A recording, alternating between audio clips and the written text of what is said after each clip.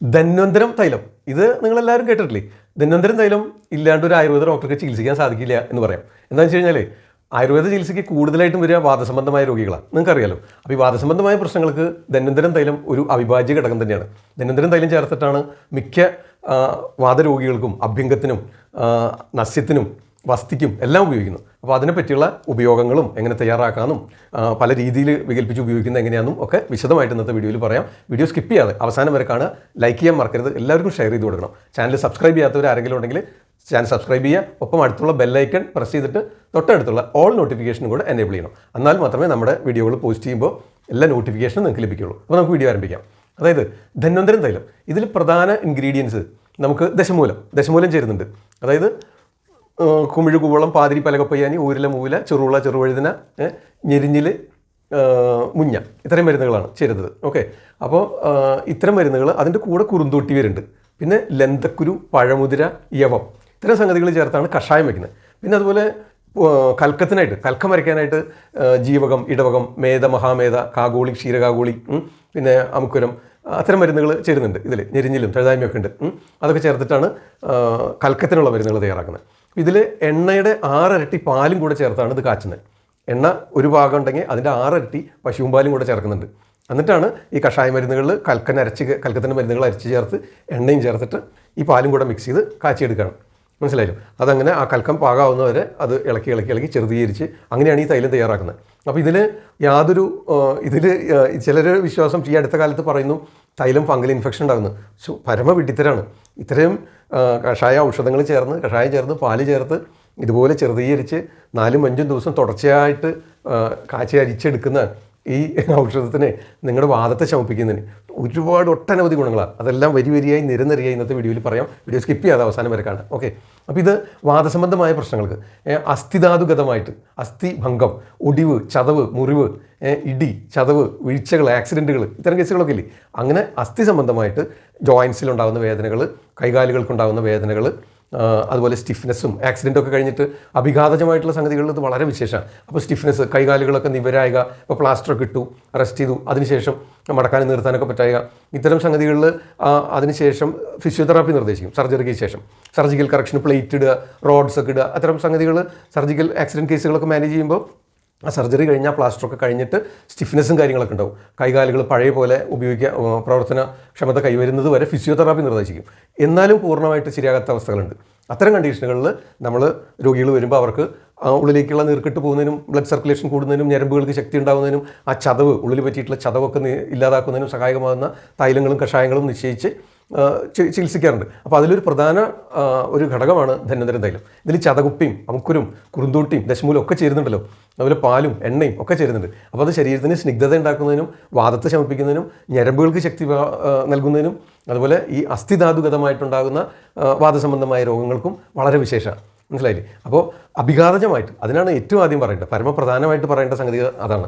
ആക്സിഡൻറ്റുകളും അതിനുശേഷം ഉണ്ടാകുന്ന surgery, എന്നിട്ടുണ്ടാകുന്ന stiffness, കൈകൾ ഉയർത്താൻ പറ്റാണ്ടിരിക്കുക, ജോയിൻസൊക്കെ നിവരാതിരിക്കാത്ത അവസ്ഥയിലൊക്കെയാണ് ഇത്തരം തൈലം ഉപയോഗിച്ച് അഭ്യംഗങ്ങൾ ചെയ്യും. ഒപ്പം തന്നെ ഉള്ളിലേക്ക് കഷായങ്ങളും നിശ്ചയിക്കും കേട്ടോ.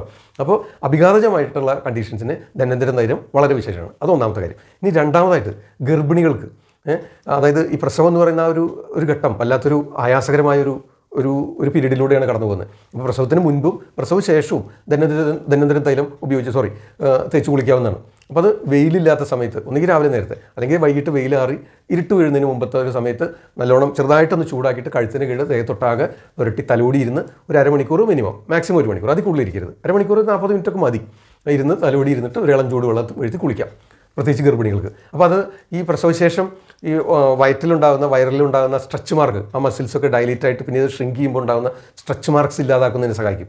അതുപോലെ ഗർഭസ്ഥ ശിശുവിൻ്റെ ആരോഗ്യകരമായ വളർച്ചയ്ക്ക് സഹായിക്കും. അതിൽ സുഖപ്രസവമാകുന്നതിന് സഹായിക്കും. മനസ്സിലായോ? അത് പ്രസവശേഷം ഉണ്ടാകുന്ന ആ ശരീരത്തിന് അനുഭവപ്പെടുന്ന ക്ഷീണത്തെ ഇല്ലാതാക്കുന്നതിന് സഹായിക്കും. അപ്പോൾ പ്രസവഘട്ടം സ്ത്രീകൾക്ക്, ഗർഭിണികൾക്കും അതുപോലെ കുട്ടികൾക്കും പ്രസവശേഷം കുട്ടികൾക്ക് അവരുടെ ആരോഗ്യത്തെ നിലനിർത്തുന്നതിന് ധന്വന്തരം തൈലം തനിയോ അതല്ലെങ്കിൽ ആക്ഷാദി പോലുള്ള മറ്റ് തൈലത്തോടു കൂടി ചേർത്തോ ഉപയോഗിക്കാറുണ്ട്. ദേഹത്ത് തേച്ച് കുളിപ്പിക്കാനായിട്ട് ഉപയോഗിക്കാറുണ്ട്. ഓക്കെ, അപ്പോൾ ഗർഭിണികൾക്ക്, ബാലന്മാർക്ക്, ഇനി വൃദ്ധന്മാർക്ക്, പ്രായമായവർക്ക് വാദം വർദ്ധിച്ചിട്ട് കൈകാൽ വേദന, കഴപ്പ്, തരിപ്പ് ഇത്തരം പ്രശ്നങ്ങളുണ്ടാവും. ഒടിവ്, ചതവ്, വീഴ്ചയൊക്കെ ഉണ്ടാകുമ്പോഴേ അപ്പോഴും ഈ ധന്വന്തരം തൈലം ഉപയോഗിക്കാം. തലയിൽ തേക്കുന്നതിന് ഉപയോഗിക്കാറുണ്ട്. അത് കൃത്യമായിട്ടുള്ളൊരു ഡയഗ്നോസിസിന് ശേഷം നിശ്ചയിക്കണം. അപ്പോൾ ഇത് രോഗാവസ്ഥയ്ക്ക് അനുസരിച്ച് ധന്വന്തരം തൈലം ഉള്ളിലേക്ക് കഷായങ്ങൾ നിശ്ചയിക്കും. അതിന് അനുയോജ്യമായ ഈ തൈലം പിന്നെ ധന്വന്തരം തൈലത്തിൻ്റെ കൂടെ മറ്റ് തൈലങ്ങൾ ചേർത്ത് ഉപയോഗിക്കാറുണ്ട്. മുറിവെണ്ണ, കായത്തിരുമേനി തൈലം, സഹജരാതി തൈലം, കൊട്ടച്ചുക്കാതി തൈലം ഇതൊക്കെ രോഗാവസ്ഥകൾക്ക് ചേർത്ത് ഉപയോഗിക്കാറുണ്ട്. അതുപോലെ ബാക്ക് പെയിൻ കേസുകളിൽ ചികിത്സിക്കുമ്പോൾ മിക്കവാറും ധന്വന്തരം തൈലം ആവശ്യമായിട്ട് വരും. ധന്വന്തരം തൈലം ചേർത്ത് മറ്റ് തൈലങ്ങളോടുകൂടെ ഉപയോഗിക്കാറുണ്ട്. ബാക്ക് പെയിൻ വരുമ്പോൾ, ആക്സിഡൻറ്റ് കേസുകൾ വരുമ്പോൾ, പ്രായമായവർക്ക്, ഗർഭിണികൾക്ക്, പ്രസവശേഷം, അതുപോലെ കുട്ടികൾക്ക് വാദത്തെ ശമിപ്പിക്കുന്നതിനും അവരുടെ വാദം ക്ഷയിപ്പിക്കുന്നതിനും വാദസംബന്ധമായ വേദനകൾ ഇല്ലാതാക്കുന്നതിന്, ശരീരത്തിന് നിറത്തെ തെളിയിക്കുന്നതിന്, ആ രക്തോട്ടം ഉണ്ടാക്കുന്നതിന്, ഞരമ്പുകൾക്ക് ശക്തി പ്രാപിക്കുന്നതിന്, സ്കിന്നിലുണ്ടാകുന്ന സ്ട്രെച്ച് മാർക്സ് ഒക്കെ ഇല്ലാതാക്കുന്നതിന് ധന്വന്തര തൈലം ഉപയോഗിക്കാവുന്നതാണ്. ധന്വന്തരം തൈലം മനസ്സിലായില്ലേ? ഓക്കെ, അപ്പോൾ അത് ഉപയോഗിക്കാവുന്നതാണ്. ഇനി ബാക്ക് പെയിൻ, ബാക്ക് പെയിന് ശരീരത്തിലെ ഏറ്റവും പ്രധാനപ്പെട്ട ജോയിൻ്റാണ് കടിപ്രദേശം, ബാക്ക്, ലോവർ ബാക്ക്. ഇവിടെ നമുക്ക് നട്ടലിൽ നിന്ന് വരുന്ന സയാറ്റിക് നെർവ്സ് പാസ് ചെയ്യുന്ന ആ ജംഗ്ഷൻ, ആ സാക്രൽ ബോൺസും ആ പ്രദേശം, ആ കടിപ്രദേശം എന്ന് പറയും, ആ ഭാഗത്ത് ധന്വന്തരം തൈലത്തിന് വളരെയധികം പ്രാധാന്യമുണ്ട്. പിജുവായിട്ട് ഉപയോഗിക്കാം, കടിവസ്തി ചെയ്യാനായിട്ട് ഉപയോഗിക്കാം. അതിനൊക്കെ ധന്വന്തരം തൈലം ഉപയോഗിക്കും. ചെറിയ ചൂടോടുകൂടി ഉപയോഗിക്കും. പിജു ഇടും ബാക്ക് പെയിൻ ഉള്ള കേസുകളിൽ. അതായത് ഒരു സ്ക്വയറിൽ പഞ്ഞി കഷ്ണം കട്ട് ചെയ്തെടുത്തിട്ട് ഈ ധന്വന്തരം തൈലം ചൂടാക്കി അവിടെ അതിൽ മുക്കിയെടുത്തിട്ട് ഈ സാക്രൽ ബോണിൽ പതിച്ചിടും. ശരീരത്തിൻ്റെ ഏറ്റവും പ്രധാന ജോയിൻ്റാണ് സാക്രൽ ജോയിൻറ്റ്, ലോവർ ബാക്കിൽ. അവിടെ പേഷ്യൻറ്റിനെ കമത്തി കിടത്തിയിട്ട് അവിടെ ഈ പഞ്ഞിയിൽ തൈലം ചൂടാക്കി മുക്കിയിട്ടിട്ട് അരമണിക്കൂർ നേരം കണ്ടിന്യൂസ് കിടത്തും. അതിനിടയ്ക്ക് ഈ തൈലം തഴുത്ത് വരുമ്പോൾ കുറച്ചും കൂടെ തൈലം ചൂടാക്കി അതിലേക്ക് പിന്നെ മിക്സ് ചെയ്യും.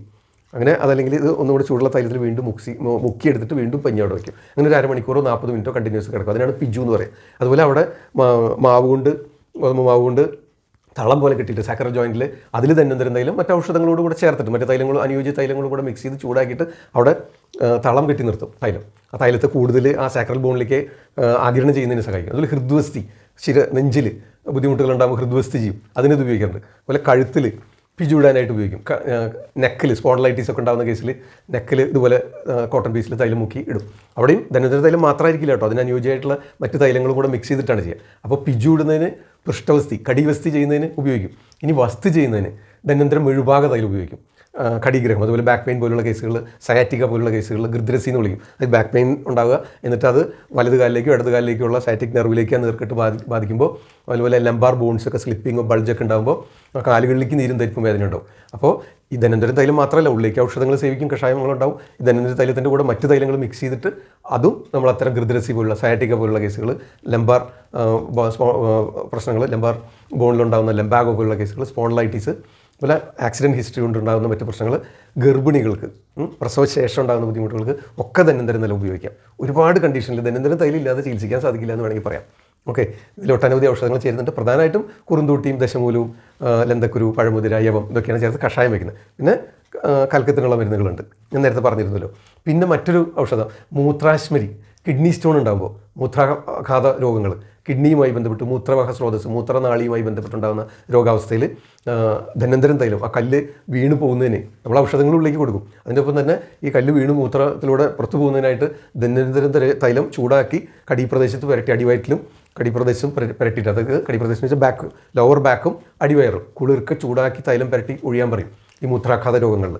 അതെന്തിനാണെന്ന് വെച്ച് കഴിഞ്ഞാൽ ആ വാദത്തെ ശമിപ്പിക്കുന്നതിന് വേണ്ടിയിട്ടാണ്. അങ്ങനെയും ഇത് ഉപയോഗിക്കാറുണ്ട്. പിന്നെ ഇൻഫെർട്ടിലിറ്റി കേസിലൊക്കെ ഡോക്ടർ ദേവൻ ഒക്കെ ചെയ്യുന്ന കണ്ടിട്ടുണ്ട്. ഇതിൻ്റെ ആവർത്തിച്ച തൈലങ്ങൾ പിജുവായിട്ട് വയ്ക്കും. സ്ത്രീകൾക്ക് യോനി പിജു വയ്ക്കും. ഇൻഫെർട്ടിലിറ്റി കേസുകൾ, കുട്ടികളുണ്ടാവാത്ത കേസുകളിൽ പിജു വയ്ക്കുന്നതിനും ഇത് ഉപയോഗിക്കാറുണ്ട്. ധന്വന്തരം തൈലത്തിൻ്റെ ആവർത്തികളാണ്. ധന്വന്തരം 7 ആവർത്തിയുണ്ട്, 14 ആവർത്തിയുണ്ട്, 41 ആവർത്തിയുണ്ട്, 101 ആവർത്തിയുണ്ട്, 3 ആവർത്തിയുണ്ട്. 3 ആവർത്തിച്ച് എടുക്കുകയാണ്. അതിൽ പാലും ഔഷധങ്ങളും ചേർത്ത് ആവർത്തിച്ച് പറ്റിച്ചെടുക്കുകയാണ്. അതുപോലെ നീ ജോയിൻറ്റ് പെയിനൊക്കെ ഉണ്ടാകുമ്പോൾ, അപ്പോൾ തേയ്മാനം കൊണ്ട് എല്ല് തേയ്മാനമൊക്കെ വന്നിട്ട് ക്രാക്ലിംഗ് നോയ്സ് ഒക്കെ ഉണ്ടാവും നീ ജോയിൻറ്റിൽ. അത്തരവസ്ഥയിൽ ധന്വന്തരം 3 ആവർത്തി മറ്റ് അനുയോജ്യമായിട്ടുള്ള നെയ്യുകളും കൂടെ ചേർത്തിട്ട് പ്രാദേശിക ലേപം പറയാറുണ്ട്. അപ്പോൾ ഒട്ടനവധി ഉപയോഗങ്ങളുണ്ട്. ഈ നസ്യത്തിന് ഉപയോഗിക്കും. ധന്വന്തരം ആവർത്തിച്ച് 101 ആവർത്തിയൊക്കെ നസ്യത്തിന് ഉപയോഗിക്കും. അതുപോലെ മെഴുഭാഗം ഉള്ളിലേക്ക് കഴിക്കുന്നതിന് ഔഷധങ്ങളോട് കൂടെ ചേർത്ത് ഉള്ളിലേക്ക് കഴിക്കാനായിട്ട് നിർദ്ദേശിക്കും. 101 ആവർത്തിച്ച മെഴുഭാഗം, ധന്വന്തരം 101 ആവർത്തി ഉള്ളിലേക്ക് കഴിക്കാൻ കൊടുക്കും. അതുപോലെ ധന്വന്തരം മെഴുഭാഗ തൈലം വസ്തിക്ക് ഉപയോഗിക്കും. വസ്തി ചെയ്യുമ്പോൾ അതിന് ചേർക്കാറുണ്ട്. അതായത് ബാക്ക് പെയിൻ കേസുകളിൽ ട്രീറ്റ്മെൻറ്റ് പഞ്ചകർമ്മ കഴിയുമ്പോൾ വസ്തി വേണ്ടി വരും. അപ്പോൾ അതിനും ധന്വന്തരം മെഴുഭാഗ തൈലം ഉപയോഗിക്കും. അപ്പോൾ അങ്ങനെ ധന്വന്തരം തൈലത്തിന് ഒരു വൈഡ് റേഞ്ച് ഓഫ് ആപ്ലിക്കേഷൻസ് ഉണ്ട്. അപ്പോൾ ധന്വന്തരം തൈലത്തിൻ്റെ ഉപയോഗങ്ങളെ പറ്റി നിങ്ങൾ തീർച്ചയായിട്ടും അറിഞ്ഞിരിക്കണം. ഇത് വാദത്തെ ശമിപ്പിക്കുന്നതിനും ഇത്തരം രോഗാവസ്ഥകളും വളരെ പ്രാധാന്യമാണ്. ഇതിൻ്റെ മരുന്നുകളെല്ലാം തന്നെ അവൈലബിളാണ്. ഇപ്പോൾ ജീവനീകരണത്തിൽ ഏതാനും മരുന്നുകൾ കിട്ടാതെ വന്നാൽ തന്നെ അതിന് പകരമായിട്ടുള്ള മരുന്നുകൾ പാൽമുതക്ക കിഴങ്ങും ശതാവരി കിഴങ്ങും അമുക്കുരും ഒക്കെ നിർദ്ദേശിക്കുന്നുണ്ട്. അങ്ങനെ വേണ്ട അളവിൽ തയ്യാറാക്കി ഉപയോഗിക്കാം. മനസ്സിലായില്ലേ? ഇത് പണ്ട് കാലങ്ങളിലൊക്കെ പുളിവിറക് കത്തിച്ചേരിച്ചിട്ടാണ്. അപ്പോൾ അതിന് ഗുണം കൂടുതലാണെന്ന് പറയാറുണ്ട് കാരണന്മാരൊക്കെ. ഇപ്പോൾ അതൊക്കെ ഗ്യാസിലൊക്കെയാണ് കൂടുതൽ ഇൻഡസ്ട്രിയൽ വ്യാവസായികാടിസ്ഥാനത്തിൽ കൂടുതൽ അളവിൽ ഉൽപ്പാദിപ്പിക്കേണ്ടി വരുന്നുണ്ടല്ലോ. അതുകൊണ്ടാണ് ഇതിന് ഡിമാൻഡ് കൂടി വരില്ലേ. കാരണം പ്രത്യേകിച്ച് ധന്വന്തരം തൈലം ഉണ്ടാക്കാത്ത ഒരു ഔഷധശാല ഉണ്ടാവില്ല. കാരണം ഇത് ഇത്രയും ആപ്ലിക്കേഷൻ ഉള്ളതുകൊണ്ടേ നസ്യത്തിനും പാനത്തിനും വസ്തിക്കും അഭ്യംഗത്തിനും ഒക്കെ ഉപയോഗിക്കില്ലേ, പിജു ഇടാനും കടിവസ്തിക്കും ഒക്കെ ഉപയോഗിക്കുന്നുണ്ട്. അപ്പോൾ അതുകൊണ്ട് ധന്വന്തരം തൈലത്തെ പറ്റി ഈ വീഡിയോ കാണുമ്പോൾ നിങ്ങളുടെ എല്ലാ സംശയങ്ങളും തീരുന്നു വിചാരിക്കുന്നു. ഇനിയും എന്തെങ്കിലും സംശയങ്ങൾ ബാക്കിയുണ്ടെങ്കിൽ വീഡിയോ ആവർത്തിച്ച് കാണുക. എന്നിട്ടും ആവശ്യമാണെങ്കിൽ കമൻറ്റ് ബോക്സിൽ ചോദിക്കുകയോ നേരിട്ട് വിളിക്കുകയോ ചെയ്യാം. തൽക്കാലം നിർത്തട്ടെ. നന്ദി, നമസ്കാരം. ഞാൻ ഡോക്ടർ സേവ്യർ. മറ്റൊരു വീഡിയോയിൽ വീണ്ടും കാണാം. ഒരു കാര്യം കൂടെ ഓർമ്മിപ്പിക്കാനുണ്ട്. Dr.T.L.Xavier, ഇതാണ് നമ്മുടെ ചാനലിൻ്റെ പേര്. ഈ പേര് യൂട്യൂബിൽ അടിച്ച് സെർച്ച് ചെയ്ത് കഴിഞ്ഞാൽ ഞാൻ അപ്ലോഡ് ചെയ്തിട്ടുള്ള ഏകദേശം 1000-ഓളം വീഡിയോകളുണ്ട്. അതിൽ നിങ്ങൾക്ക് ആവശ്യമുള്ള വീഡിയോകൾ കാണുക, മറ്റുള്ളവരിലേക്ക് ഷെയർ ചെയ്ത് കൊടുക്കുക. ചാനൽ സബ്സ്ക്രൈബ് ചെയ്യാത്തവരുണ്ടെങ്കിൽ സബ്സ്ക്രൈബ് ചെയ്യാൻ മറക്കരുത്. നിർത്തട്ടെ. നന്ദി, നമസ്കാരം. ഞാൻ ഡോക്ടർ സേവ്യർ. ആദ്യം ആയുർവേദം.